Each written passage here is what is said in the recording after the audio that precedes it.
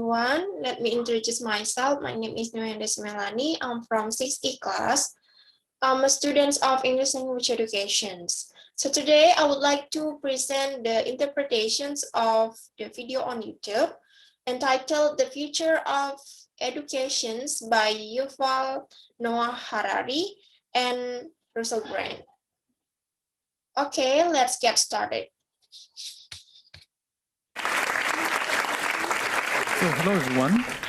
I'm here to talk about our future, both the future of our species, Homo sapiens, and about your own personal future. And nobody really knows what the world would look like in 2050. Halo semua, saya di sini untuk berbicara tentang masa depan kita, baik masa depan spesies kita, Homo sapiens, dan tentang masa depan pribadi Anda sendiri. Dan tidak ada yang benar-benar tahu seperti apa dunia pada tahun 2050. The only thing we know for sure is that it will be a very, very different world than today. And perhaps the most important thing to know about the future is that humans will soon be hackable animals, animals that can be hacked. Satu-satunya hal yang kita tahu pasti adalah bahwa itu akan menjadi dunia yang sangat-sangat berbeda dari hari ini. Dan mungkin hal terpenting untuk diketahui tentang masa depan adalah manusia akan segera menjadi hewan yang bisa diretas. Hewan yang bisa diretas. There is a lot of talk these days about hacking computers and email accounts and smartphones and bank accounts, but we're actually entering the era in which it will be possible to hack human beings. Ada banyak pembicaraan akhir-akhir ini tentang meretas komputer dan akun email serta ponsel pintar dan rekening bank. Tetapi kita sebenarnya memasuki era di mana manusia dapat diretas. Now, what does it mean to hack a human being? It means to create an algorithm that can understand you better than you understand yourself, and can therefore predict your choices, manipulate your desires, and make decisions on your behalf. Sekarang, apa artinya meretas manusia? Ini berarti membuat algoritma yang dapat memahami Anda lebih baik daripada Anda memahami diri Anda sendiri. Dan karenanya dapat memprediksi pilihan Anda, memanipulasi keinginan Anda, dan membuat keputusan atas nama Anda.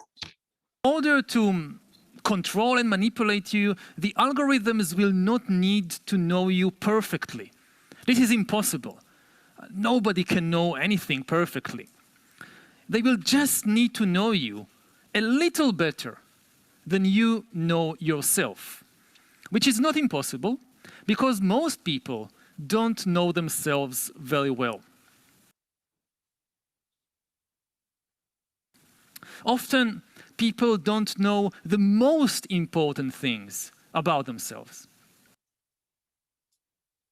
Untuk mengontrol dan memanipulasi Anda, algoritma tidak perlu mengenal Anda dengan sempurna.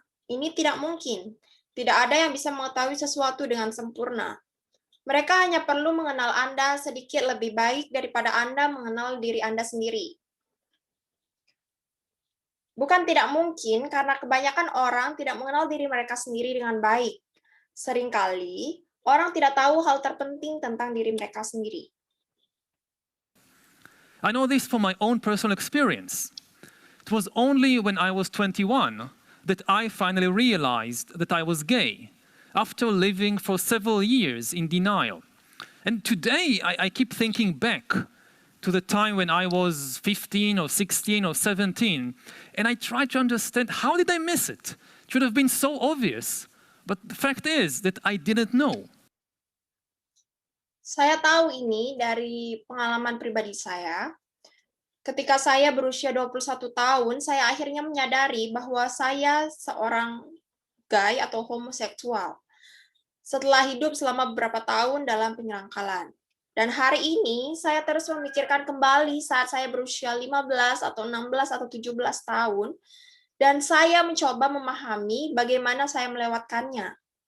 Seharusnya begitu jelas, tapi kenyataannya saya tidak tahu. And that's hardly exceptional. Lots of gay men spend their entire teenage years not knowing something very important about themselves. But imagine the situation in a few years when an algorithm can tell any teenager exactly where he or she is on the gay-straight spectrum, just by collecting and analyzing data about you. One way to do it, there are many ways, but one way.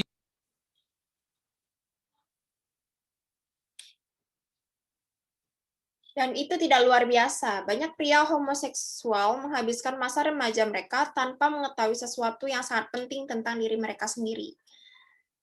Tapi bayangkan situasi dalam beberapa tahun ketika sebuah algoritma dapat memberitahu remaja manapun dengan tepat di mana dia berada dalam spektrum gay atau straight, homo atau hetero, hanya dengan mengumpulkan dan menganalisis data tentang Anda.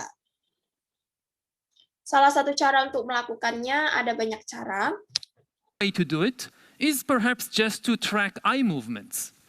The computer can track my eye movements when I surf the internet or watch YouTube, and analyze what my eyes do when I see an image, say of a sexy guy and a sexy girl walking together hand in hand on the beach. Where do my eyes focus and where do they linger? Tetapi salah satu cara untuk melakukannya mungkin hanya untuk melacak gerakan mata. Komputer dapat melacak gerakan mata saya ketika saya menjelajahi internet atau menonton YouTube dan menganalisis apa yang dilakukan mata saya ketika saya melihat gambar. Katakanlah seorang pria seksi dan seorang gadis seksi berjalan bersama bergandengan tangan di pantai. Di mana mata saya fokus dan di mana mereka bertahan. Now, even if you wouldn't like to use such an algorithm, to hear it from an algorithm, these news about yourself, what happens, let's say, if you find yourself in some birthday party of a kid from your class, and somebody has the brilliant idea that, hey, I just heard about this cool new algorithm that tells you your sexual orientation, and wouldn't it be so much fun if everybody take turns testing themselves on this algorithm with everybody else watching and making comments? Sekarang, bahkan jika Anda tidak ingin menggunakan algoritma seperti itu untuk mendengarnya dari algoritma berita ini tentang diri Anda, apa yang terjadi? Katakanlah jika Anda berada di pesta ulang tahun seorang anak dari kelas Anda, dan seseorang memiliki bakat ide brilian bahwa, hey, saya baru saja mendengar tentang algoritma baru yang keren ini yang memberitahu Anda orientasi seksual Anda. Dan bukankah akan sangat menyenangkan jika semua orang bergiliran menguji diri mereka sendiri pada algoritma ini dengan semua orang menonton dan berkomentar? What would you do in such a situation? Would you just walk away?